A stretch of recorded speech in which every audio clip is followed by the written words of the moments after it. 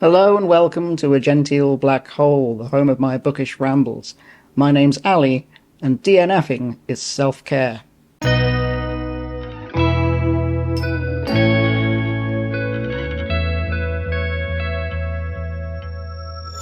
The other day I started reading a book called Scoop by Evelyn Waugh.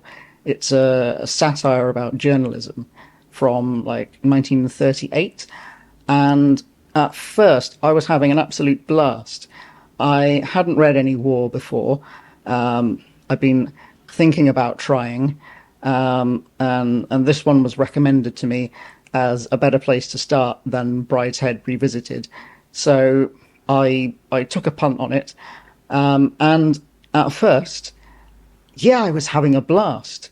It's about a kind of naive, sheltered nature writer who, due to a mix-up with his last name being the same as a much more prestigious writer's, he ends up getting promoted to war correspondent, which is just like way over his head.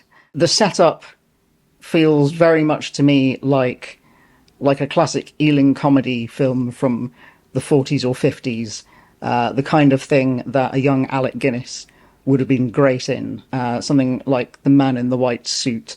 Yeah, the first two chapters, an absolute riot. I was laughing and smiling and feeling very positive about the whole thing.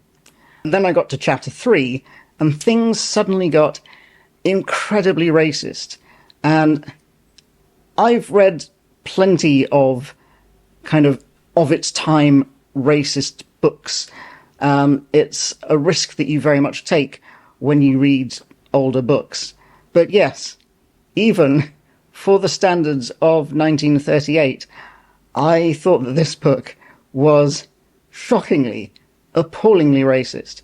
The war that William is sent to report on is in the fictional African country of Ishmaelia, and the moment Waugh starts discussing African characters, it just gets incredibly uncomfortable to read. And I wasn't at all convinced that there was any justifiable satirical or thematic point to any of this racism. It wasn't him making fun of the characters for being racist. It was him being racist.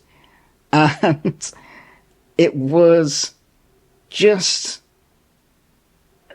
so disappointing because I was enjoying the rest of the book so much, but after a couple of chapters going, maybe it'll get better. No, he hadn't even got to Africa yet, and he was already being appallingly racist, with some bonus anti-Semitism as well, which wasn't even thematically relevant. So, that was just...